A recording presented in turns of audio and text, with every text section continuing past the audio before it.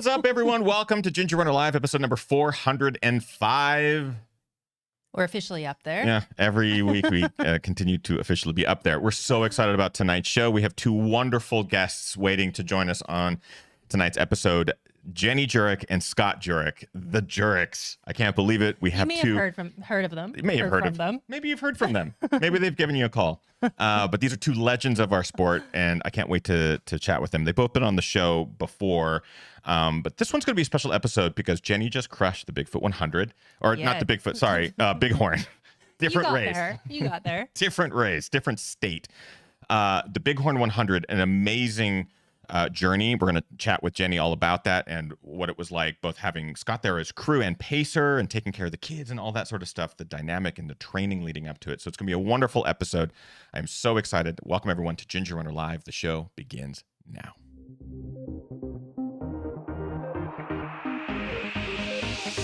Ginger Runner.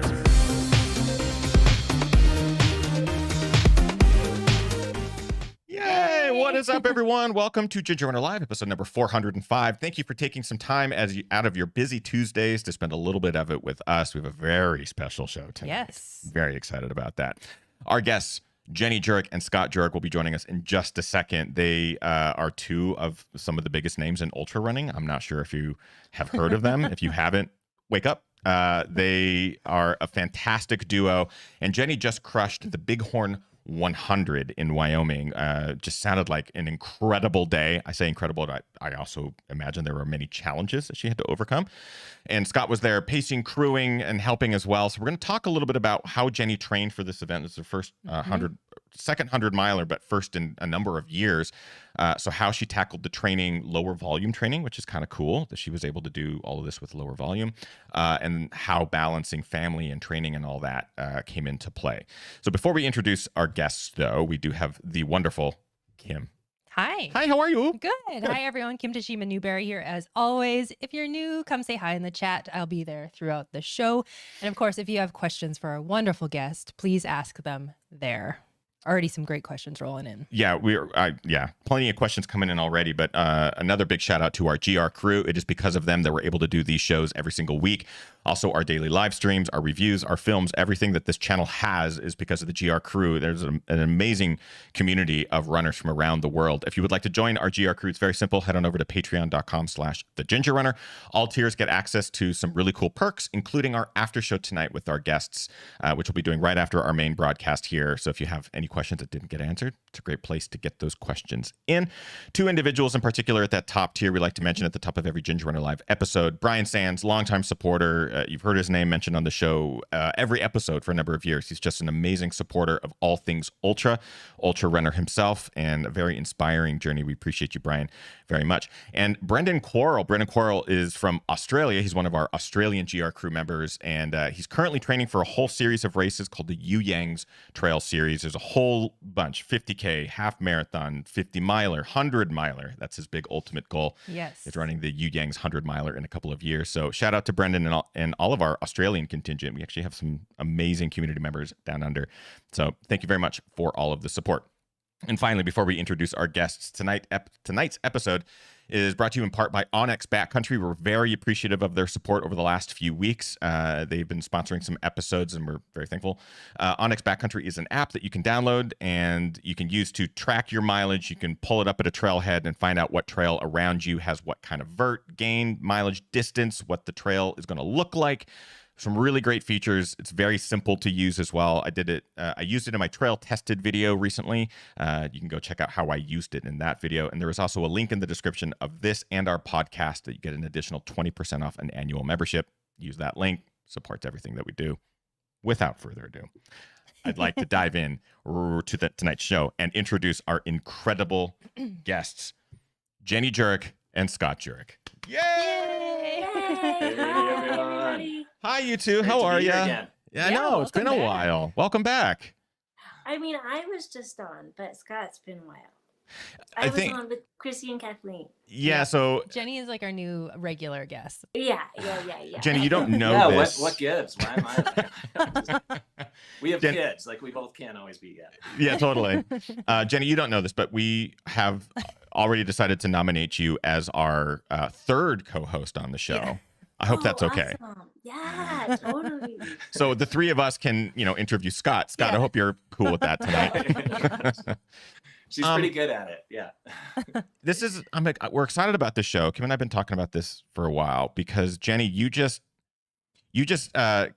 conquered an event, a race that's been on our bucket list for a number of years. Bighorn 100, obviously a very tough 100 miler. It's notorious for either being muddy or snowy or hot or all of it.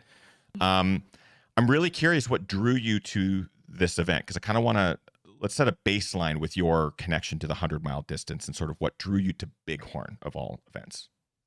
Okay, well, my 100-mile started in the Cascades with Cascade Crest 100 in 2007.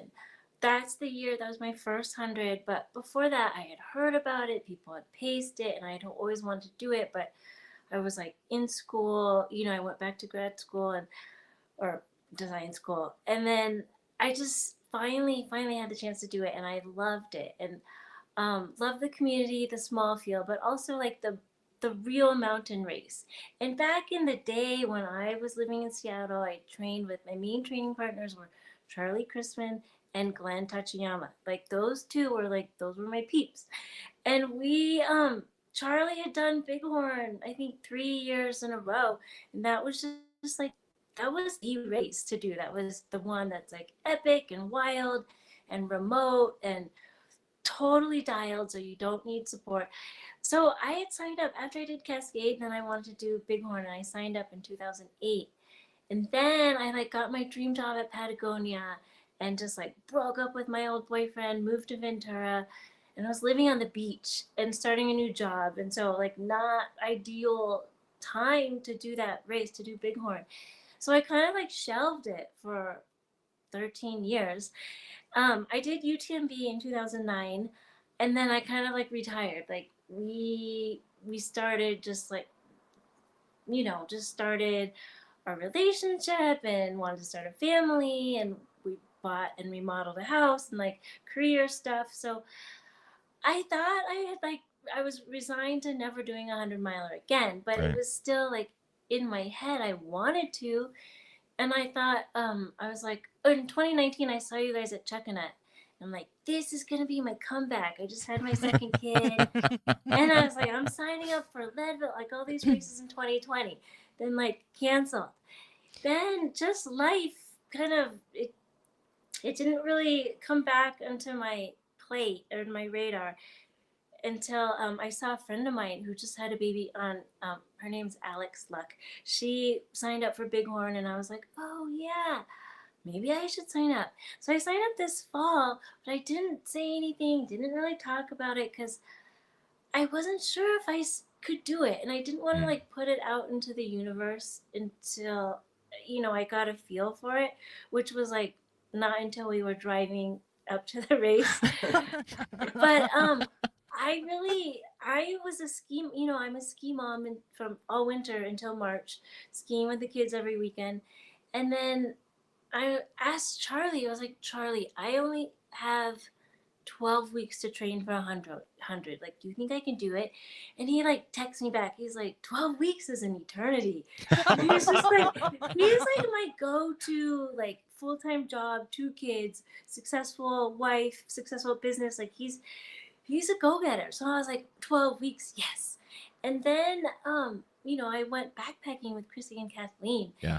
And that was kind of my start to the training. And you were running though. I was she's running, but not, not anything long. nothing I was crazy. running, yeah. But I went backpacking for 8 days, and we did I did 184 miles. They did 200.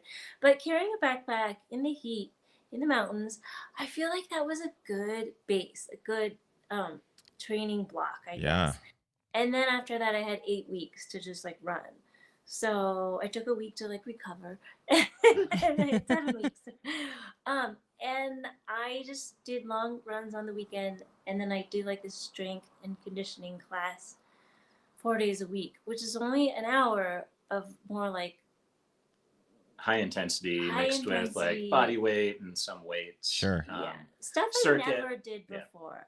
It's at a CrossFit gym, but it's not. It's like an endurance class. It's not CrossFit, but it is like weights and upper body stuff. And I was like, what do I need this for? But it helps the core. The up. I really felt like that plus a long run on the weekend was like.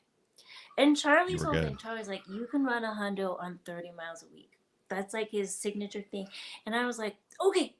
I mean, check. you're not going to I win. got that. Not But- gonna win. I mean, not gonna win. But that's you're not wild. gonna break yourself. Not gonna break yourself. So for me, having two kids, we both are self-employed, like always hustling, trying to do the hustle. That worked for me. It was just doing like an hour, like running errands. I would drop the kids off at school and then run home, like run to the gym, do a workout, run home, just trying to piece together mileage and then doing like one long run on the weekend. And my longest run was only 24 miles. I mean, this is exactly what I also want to hear. I want to. Part of Jenny and I have been sort of talking about this leading up to the show is we want to show or talk about how this is possible, how like low volume can still be an achievable thing for people who are very busy, balancing family, balancing career, still trying to get in those long runs on the weekends, even if it's only 24 miles, but can still take on really hard things. I do want to touch quickly a little bit on your connection to Bighorn. So you mentioned that you were going to run it after Cascade Crest, and then again 2019, you're like, this is the comeback and that sort of thing. That gap, I ran my first 100 in 2015, and it was a number of years before I attempted my second. And that time, I can even feel it now because that was in 2019 as well. The longer a gap between these types of big efforts, the more your mind kind of goes, oh man, I don't know if I've got that. I don't know if maybe if I train really hard, but I just don't know. It can feel more intimidating and It a little can. bigger than maybe what it is. Yeah, because you run 100 and it's like, wow, what's possible, you know? But the further you get from it. So for you, was that at all a part of this equation? Like the further you get from your Cascade Crest and UTMB, like what's the mental connection for you to the 100-mile distance? I definitely doubted myself so much, and that's why I never talked about it to anybody, just Scott and then Chrissy and Kathleen.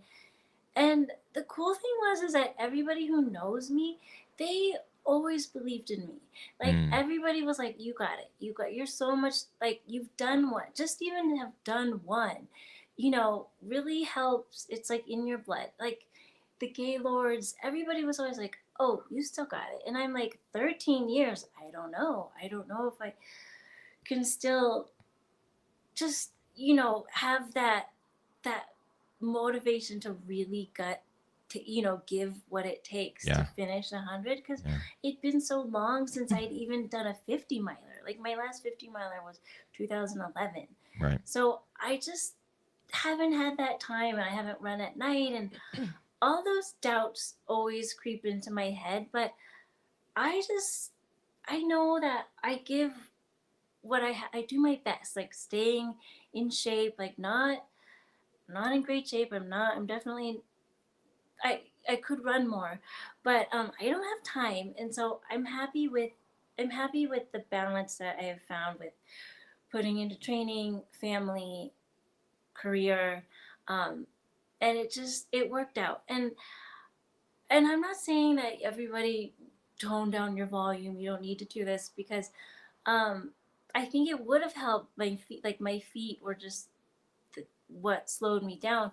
And maybe my feet should have, were too soft. Like weren't used to these long distances being in pain. So maybe, but honestly, I just feel like even though it's been a long time, just having everybody believe in you and knowing that you have done it before, like knowing that you had it in you, you still have it in you, like you got it. Yeah.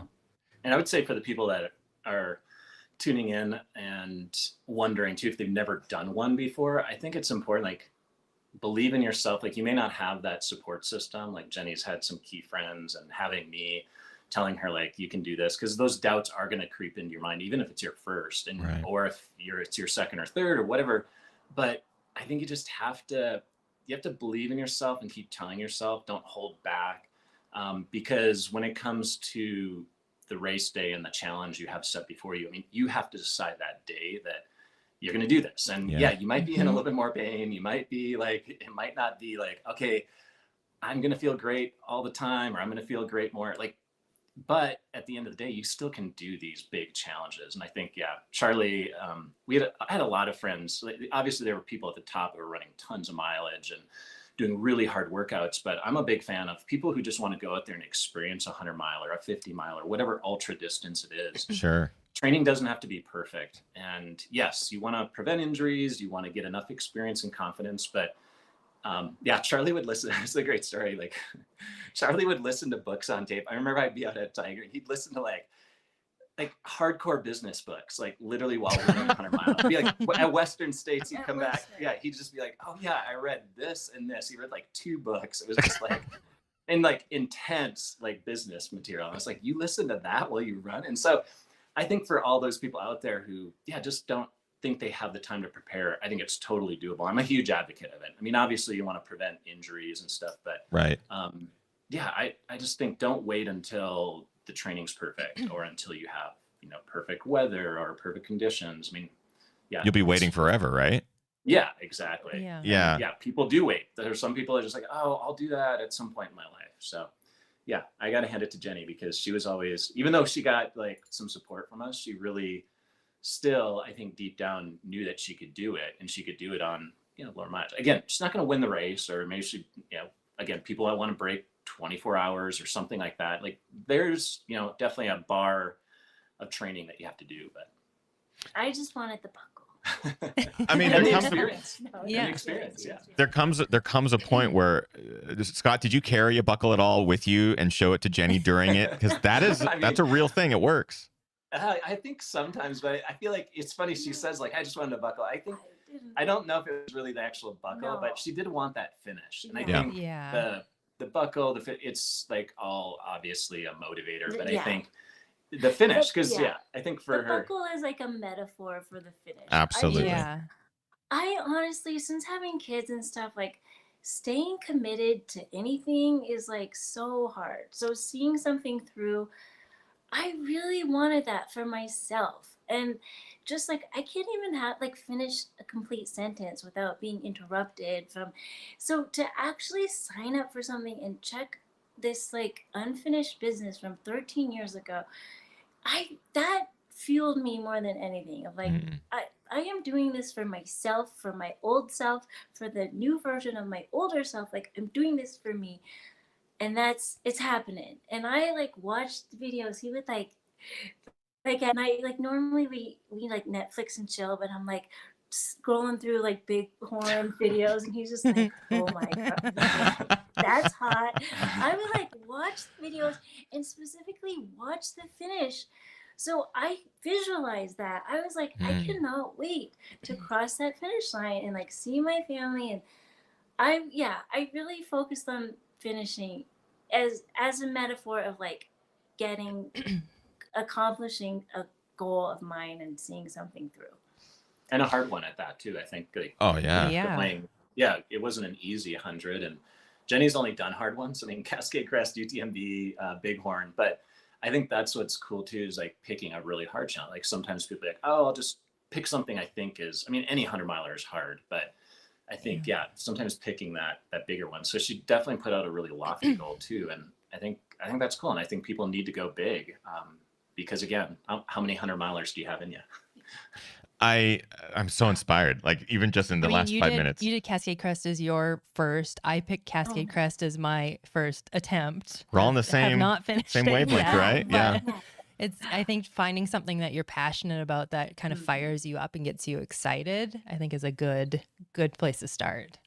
I mean, I ran it the year with the terrible storms, and it was just all I could ever muster to even get to that finish line. I was very fortunate for the crew, my pacers and stuff like that. But there is that feeling at that finish line where it's not just the 100-mile run. It's all of the work leading up to it, the sacrifices, social sacrifices or familial, like all the balancing of that. So I can imagine this one now 13 years later is just that much more you're so, I mean, I can imagine as a human, 13 years, you mature a lot too. So you're probably recognizing all the things that you went through in the last 13 years and how you got there. Well, I want to touch more on that in just a sec. We have so many live questions. Take it away. Yeah, I also did want to bring up, I think, Jenny, I think you mentioned on social that you may have been the only mom runner out there, or that you thought With or young one of- kids or what? with- Yeah. with little With 100 kids. miles. No, I'm sure there were plenty of moms running the 100, but I didn't, like, at the start, there were a lot of tiny kids, but they were like cheering on their dad and stuff. So I know that I'm not the only mom with toddlers who's done, but just at the start, it's mostly dads and mostly kids cheering on their dads. And so for me, it's cool to, like, the kids they're like, they just know that mama runs. Like, they know that I'm a runner too. So, and he's been a little bit injured the last, like, month. So they're always just like, I'm the runner in the family. No.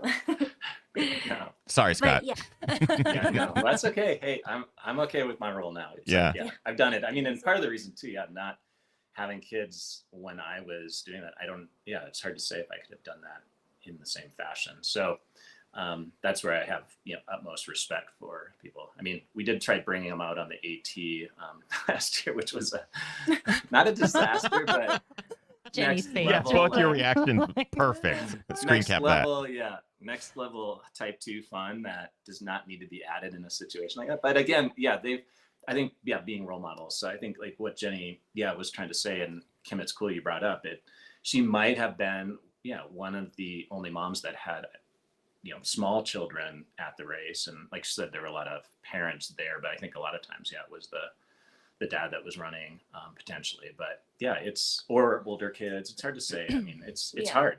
but a lot of the comments, all the DMs and messages I got were from moms with young kids who are like, I'm totally in it, and I feel like I'm never gonna get back to running. And I was there. I remember doing podcasts where I'm like, I'm never gonna PR again. I'm never gonna run.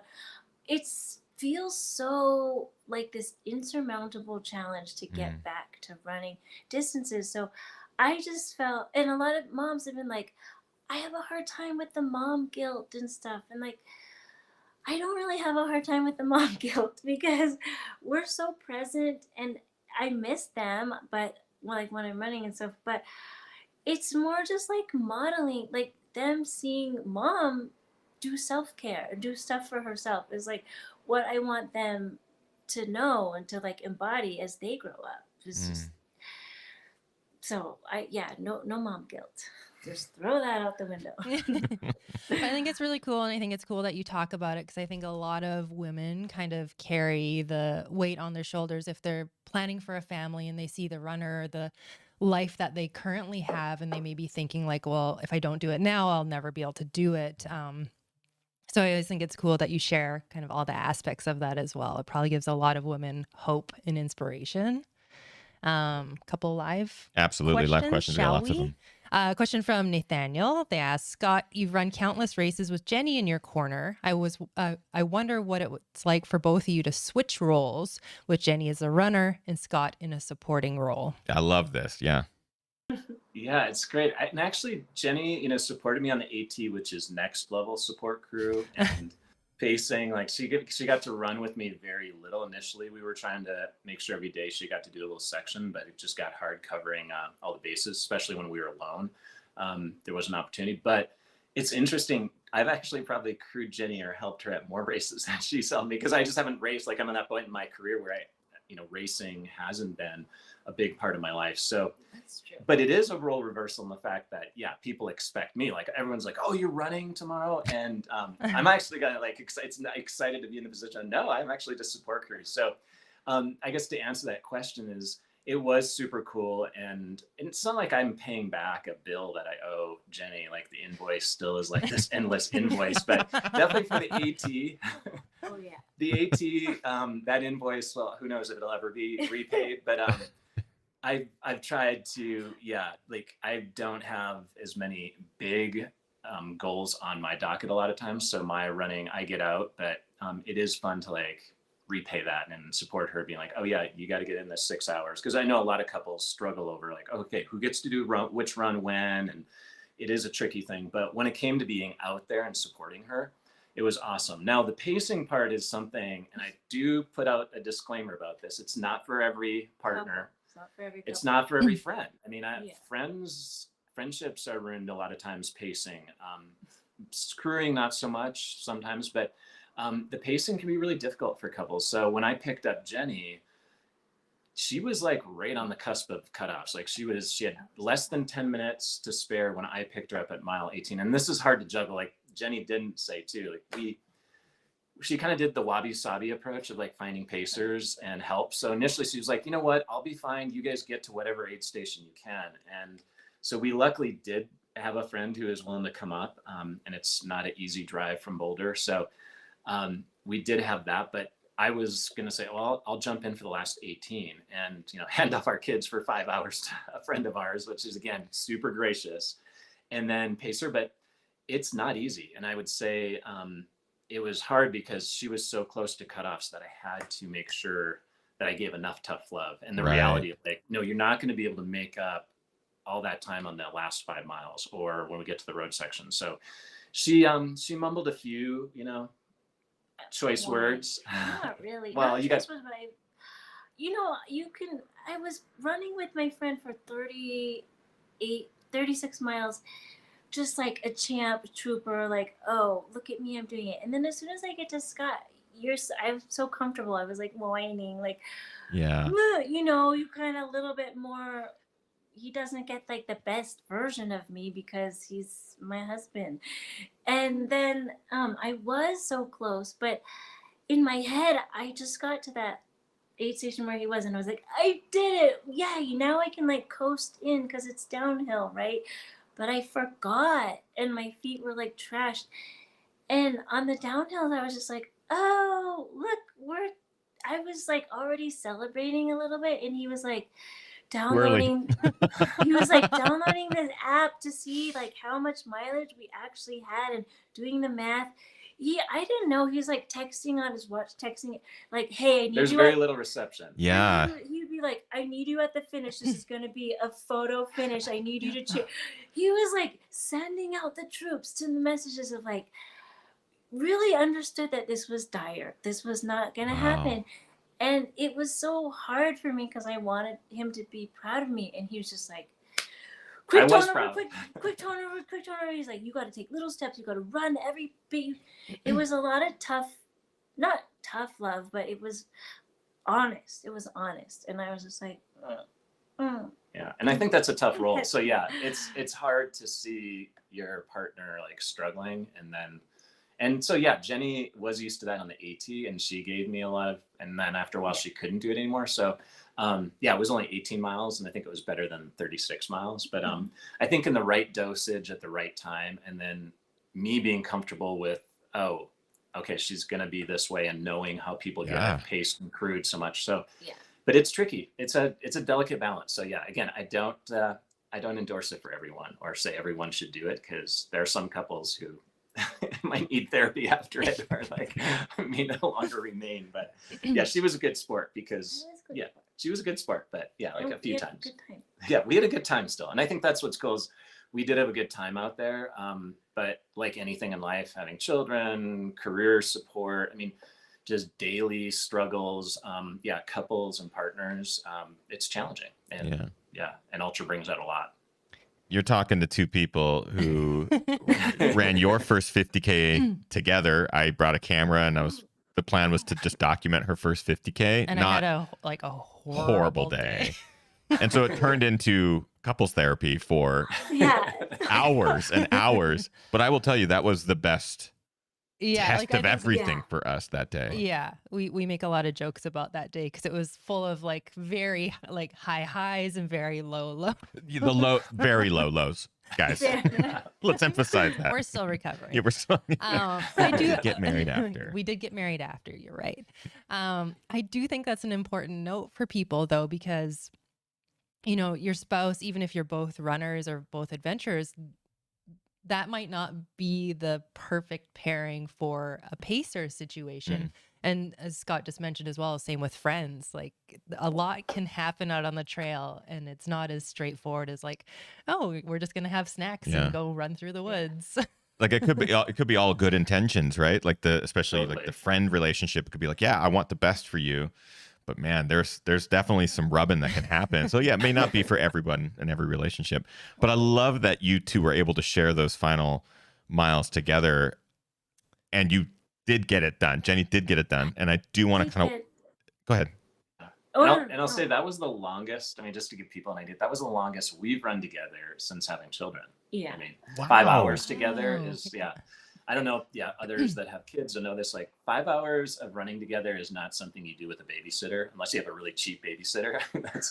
Again, people would think that we spend that kind of money, but it's like, I don't know. We just feel like, no, those long runs you do by yourself. So yeah, that was the longest since we've had kids. Wow. So it was a gift for sure. Yeah, there was somebody in the chat room asking, like, with all the running time apart, were those 18 miles extra special for you? So Totally. Yeah, and I think for me, like, it was cool. He would ask so much of me, like, he'd be like, "You got to run this section. We got to make it to this next aid station in an hour." Like, and it was like a call and response. Like, he was like, "Ugh," asking me this, but I would still meet. I would meet the requirement, and I felt like it was just I needed him. Like no better pacer to have than somebody who knows me and knows that I'm like grinding it out. And then at the end, I only had an hour and 7 minutes to run 5 miles at the end of 100. And he kept being like, "You don't want to have it. Let's not let it come down to 12-minute pace at the end." And that's what it came down to. And he was just like so on me, and I totally needed him. And I'm so appreciative that it was Jurker. And Doozer was there too. You guys had Doozer on your show. He's in the chat room right now as well. Oh, nice. So Doozer was like, he came up and he ran up the aid station, and they were like, "Hey, she's not going to make it. She's getting timed out here at mile 95. And when we got there, and Doozer didn't say anything. They were ready to like send her name in, like, "Oh, she's not going to make it." Oh. And Doozer didn't say anything. He was like, "You're doing great." He was like Mr. Positive. Meanwhile, Scott's like, "You got to hustle. Got to run this far." And then we get to the aid station, and they're like, "Sorry, you're 7 minutes past the cutoff. The only way we'll let you continue is if you can finish in an hour and 7 minutes." And Doozer was like so positive. He's like, "Hell yeah, this is Jenny Jurek." And I'm just like crumpling on the inside. And Scott, it was like good cop, bad cop, because Scott was just like, faster, turnover. And Doozer was like, "You're so inspiring. You're doing great." I mean, I gave positive feedback. Yeah, no, he did. Scott, but I needed both of them.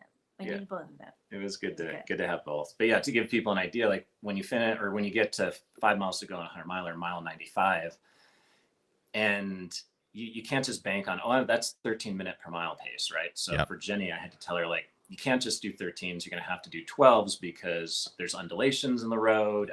But then he was like, you don't want it to come down where like in the last mile or 2 miles. Okay, now do an 8-minute mile. So it was all about just taking little pieces. But yeah, I mean, the rest of the experience, I know we spoil alert, we went straight to the end, but you could talk about the earlier part about how rugged and how beautiful too. Like it's so fun. I paced there all in the dark the last time I was there. So he paced Justin Engel there. Back in 08. Yeah. 08. Yeah. Anyway. So I don't know if they have questions. Yeah, the first part of it. If you want, more questions. I just want to sit and talk with you forever. Like like all the stories I know that both of you have lived. I just want to sit and absorb them. But even just this one, and with Doozer in the chat room, and I know Doozer, I know that voice too, that that positive energy that he just has. Yeah. I can picture how this is playing out. We also have Angela Kuzier, who's a GR crew member who finished Cascade Crest last year with 28 seconds to spare, and ran those last, that road section, ran those last 4.5 miles, and like I think she had one of the fastest splits of the day. Right? Yeah. So she's in the chat and she's sitting here like, I can relate to this. Let's go to the end here. I am curious how these last few miles felt for you, Jenny, because you've got Jerker in your corner. You've got Doozer here giving you positive affirmations. You can probably feel your kids at the finish. Kiddos are waiting. Yeah. Totally. What? And knowing that they're safe. They're Yeah, totally falling in the safe. river. Yeah. That was huge. Having the right person there and being like, all people would want to help, but yeah, that was good for Jenny too, I think.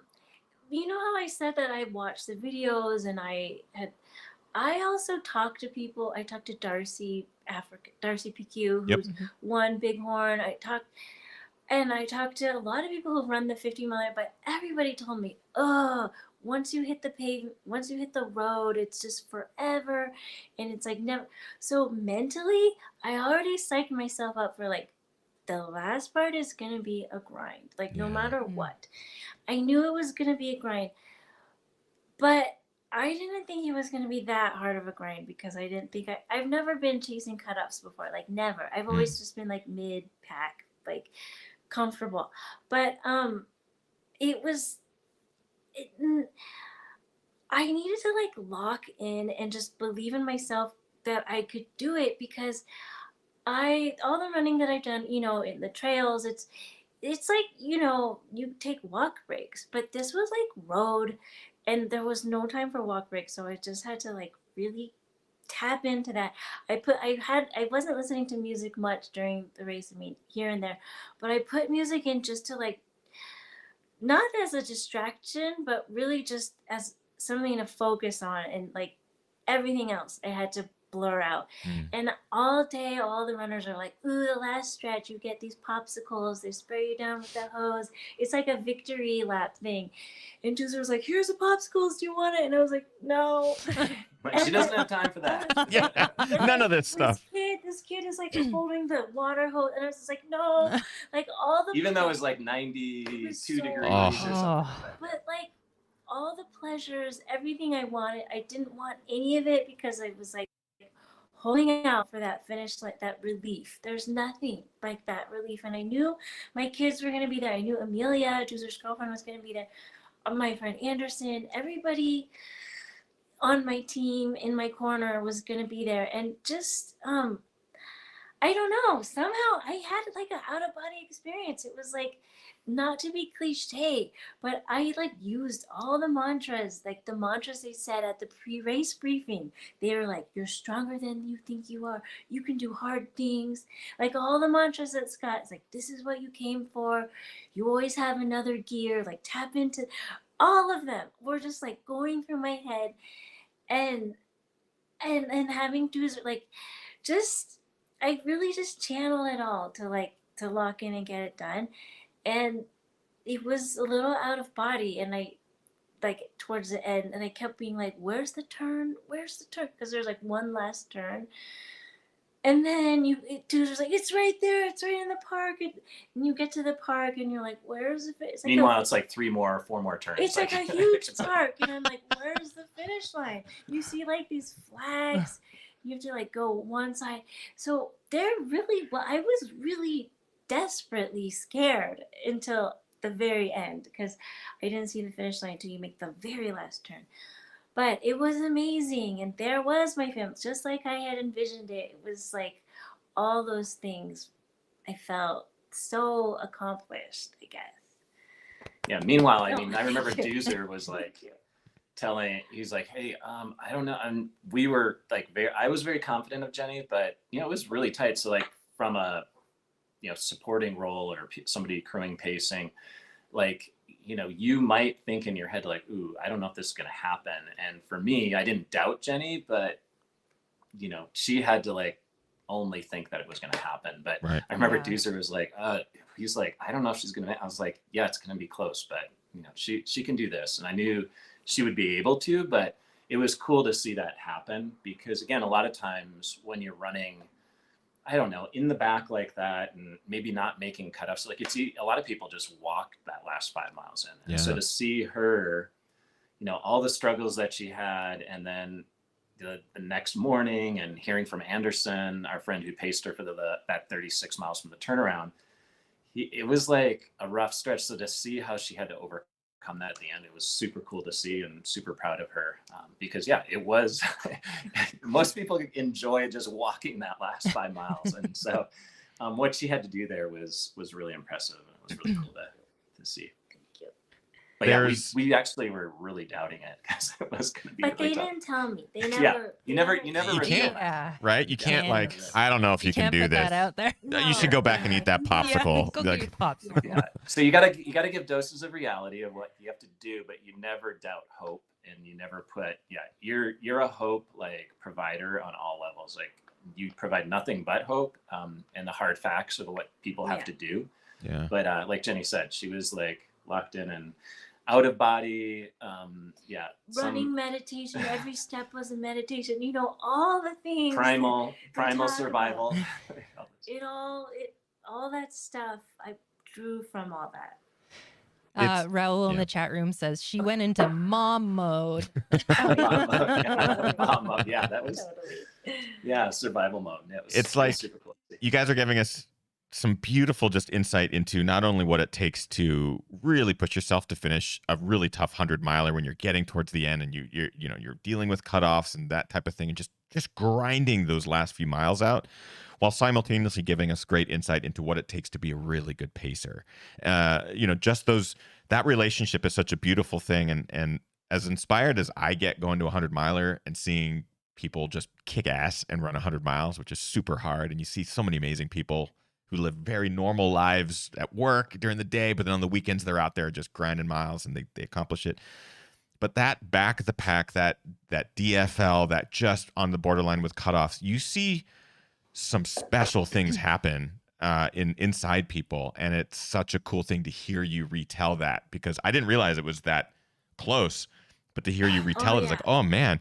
So you had 1 hour and 7 minutes from that last aid station to get the Yeah. For 5 5 miles. Yeah. Do you remember what you ended up doing it in? Oh, Well, I she did did it it- in an hour and 3 minutes. So You had Yeah. 4 minutes to eat a popsicle and get sprayed with a hose. I know. But you never know. You never You know, know. oh, totally. never You know. never know. No, at the very end, like my kids, Scott's like, run with mama, run with mama. And Raven's so excited, she trips and she like falls into me as like She almost took her out. a yard before the finish, before I cross the timing chip line. And I'm like, you're good. Mom's Yeah, no, nothing like, matters right now. Hang on 1 second. Let me just get across it. Then I like went back to her, but you never know. You never know. So 4 minutes was like way too close for comfort, but Yeah, And the I mean, it's the Instagram magic story hour of that for was sure. great. Yeah, the Instagram story that you showed of that video, that Oh, moment okay. is yeah. encapsulated into this video. It's Of, like, hilarious. Being a mom. Yeah, being a and, mom, like, a badass, like all of chasing the it, cutoff. Yeah.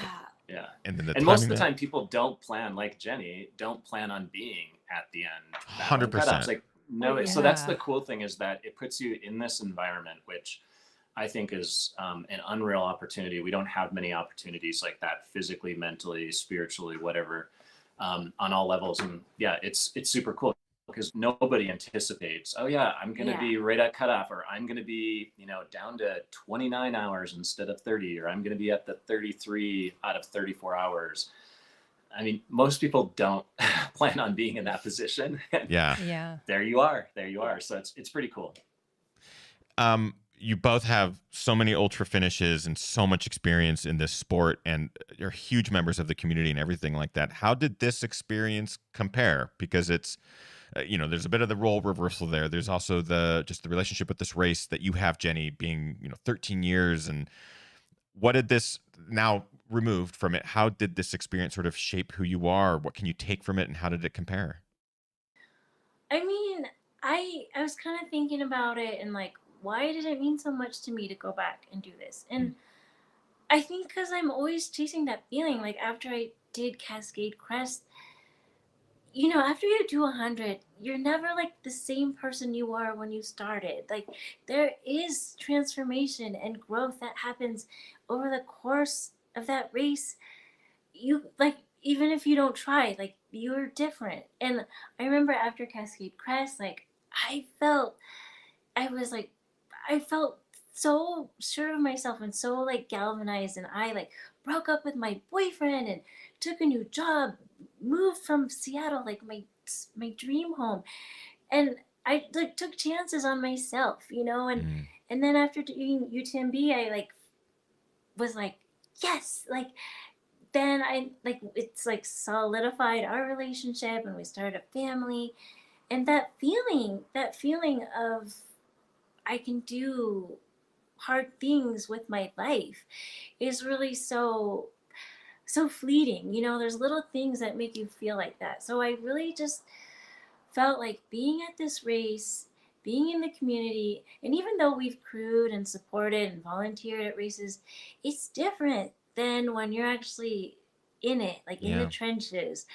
And the people I met, like I missed that so much. Like the few people who I did run with, I feel so connected to, and the people who helped me, the nurse, I feel you know, like the family. And so it feels so good. And then the next weekend Scott went to Western and he was helping the people who were like trying to get in under the 24-hour and 20, he was like giving them all the tough love he gave me. Just And I was at mile 90. he was Yeah. at the mile 90 aid station. So just to be back in the community in that way, it's so different and it makes me feel way more connected. And Because yeah, we've like paced and yeah, we've been helped out at hundreds, but I think what Jenny's saying, when you run one again, it ignites something. yeah, Yeah. it, For yeah. sure. That's cool. I don't know. So I definitely, it was this huge awakening of a reawakening of these senses that had been dormant for a while, I guess. But That gives and me. for me, it was fun because go ahead. No, sorry, Scott. I definitely didn't mean to I cut was you just off. gonna Sorry. say, comment. It was so cool because it's a real down home event. Anybody who doesn't know much about the Bighorn, it's been around for a pretty long time. I remember when it was just a 50 and a 25 miler when I was living out in Deadwood, South Oh, Dakota, wow. in the late 90s. And then they added the 100 miler in the early 2000s, I think. 2002 or Yeah, something. and so, but it's kind of got that old school. Like I love, you know, Cheryl and the whole crew, Michelle. They're just Karen, like yeah, the Karen. whole- They're just tough, like Wyoming. Like what you think about, just it's a cowboy race, like total Wyoming. There's like bonfires at the aid stations. I mean, in which the our kids were mountains, upset. Like, well, they wanted to make s'mores, but like only and we haven't been in a race where there's like been like real bonfires in like in ages. the woods, Yeah. like, only in Out west, Wyoming. anyways, Yeah. where there's like, yeah. I mean, granted, there was snow. That was only one aid station, or maybe Jenny No, saw there more, were a like couple. But 3. it's just classic, you know, their website. Everyone's just like, wow, their website isn't very like this new age of ultra running. So it was fun to like be at an event where it was just down home, No, old it's school. not their website. Their website is nice, but you get no communication from them. You get Right. thanks for entering, and then nothing, and On the website's great. It's more Yeah, the just website's it's very basic, and that's Yeah. what races, again. Not that I'm saying all of them but should be not that way. basic. There's enough. The aid is so good that you can do this one solo.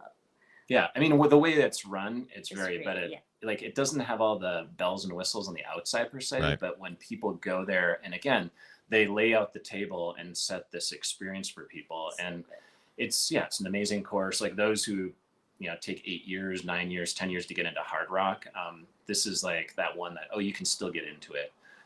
So I can't say enough about I've known those the mom sister relationship, and those gals, like the women that put on that race, and all their support too. They have a bunch of guys involved in the race, but yeah, it's just, I love that atmosphere because it's hard to replicate nowadays in a lot of races. So it's I was super gonna cool. So yeah, it was say- fun for me to be in that setting. It wasn't like, oh, I got bombarded.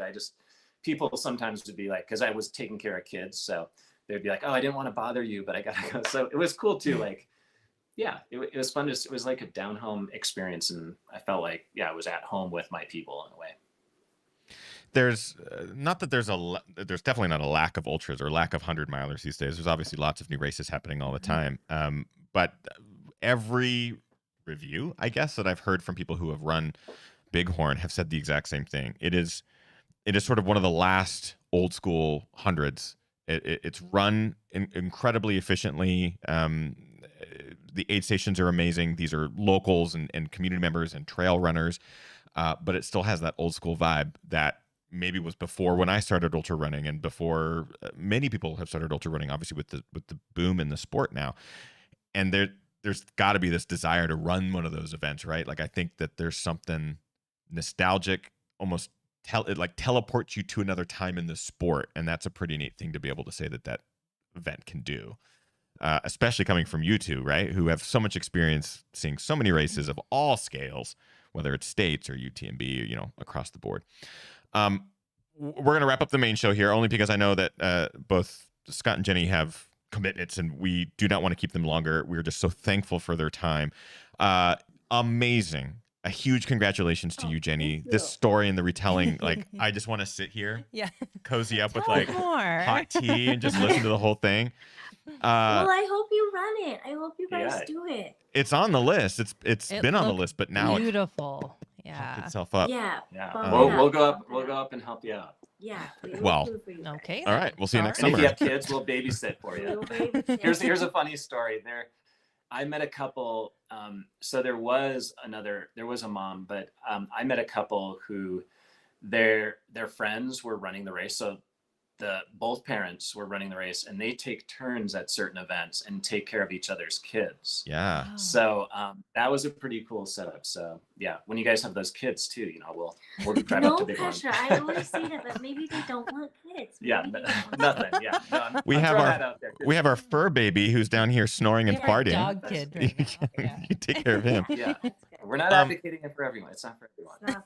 It's not for We do want to give you, of course, the chance to chat about anything that you have going on in your lives where any of our live viewers or listeners, so they can go follow you on social and stuff like that.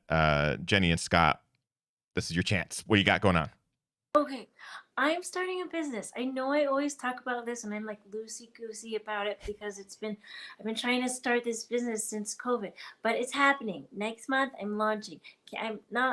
It's called Always Up, which is what my Japanese last name Yuhisa means in English. It's like perpetually rising or always up.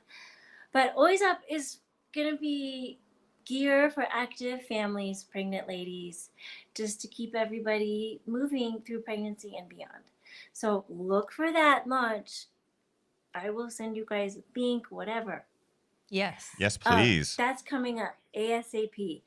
And then we've got just a bunch of things. I feel like, there's always things happening, but I don't have anything exactly to reveal or unveil other than, I've just been trying to, give back as much as possible and do a bunch of things. I mean, I think, our biggest thing right now. I just feel like we're coming out of the pain cave, like the fog is kind of lifting. Absolutely. So we've been festering for like 5 years, and so we're kind of like check. You're about to see us explode with just all the projects that we wanted to do. Well, that's an exciting time. That's always really fun. Exactly. It feels good. And being supportive of Jenny with her business too. So I was unloading boxes off of pallets. The products arriving, and so the website will go live soon. Everyone will hear more about it, but I'm super excited. It's good. And then also just thanks for having us. I know you guys just had Adam Peterman on. Like, I'm, back of the pack, almost DFL, so it's a hard act to follow, but thank you guys for being interested.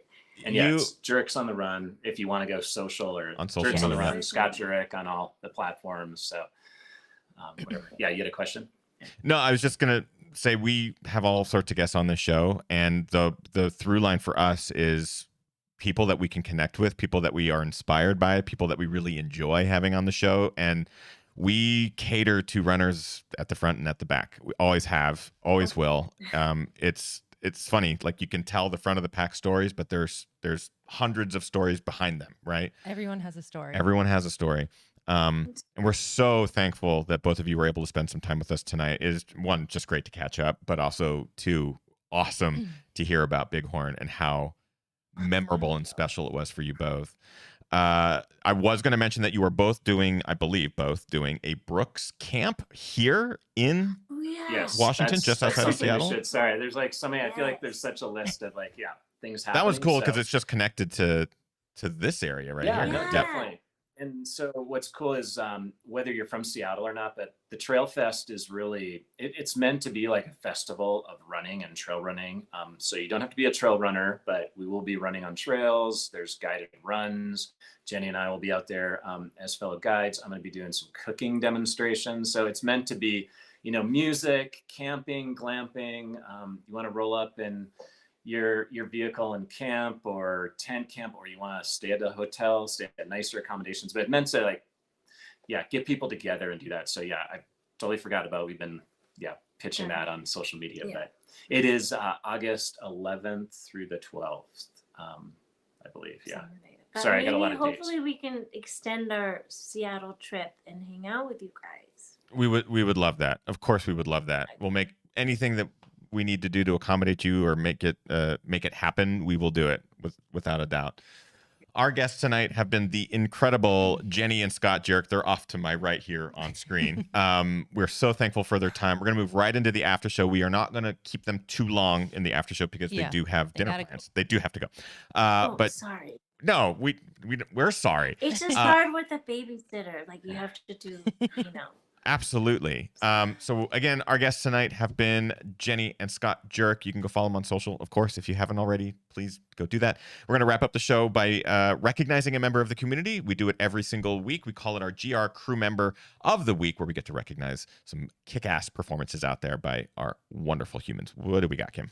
Lots of fun stuff happened this weekend, but I want to give a shout out to GR Crew Member of the Week, Scotty McKinnon. And Scotty ran a 5K on the 4th of July, and he placed 27th overall.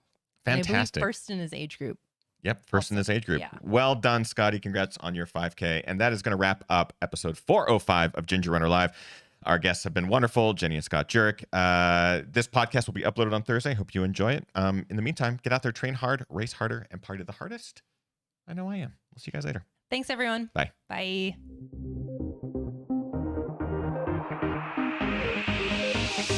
Ginger